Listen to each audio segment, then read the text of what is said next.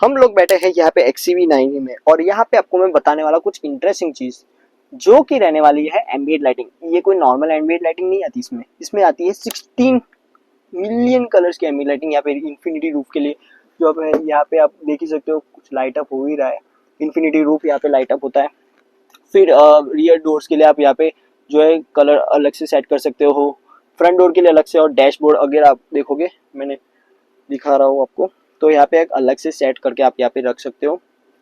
Obviously obviously आप यहाँ पे जो है इन्फिनिटी रूफ हो गई या ये सब है, मूड के हिसाब से भी कस्टमाइज कर सकते हो। मतलब आपको विंटर रखना है, ऑटम के हिसाब से, मॉनसून, स्प्रिंग, और ये सब आप ऑब्वियसली कस्टमाइज कर सकते हो। यहाँ पे आप जो ग्लो वगैरह भी चेंज कर सकते हो, आपको किस तरीके से रखना है आपका एम्बिएंट लाइटिंग का ग्लो वगैरह।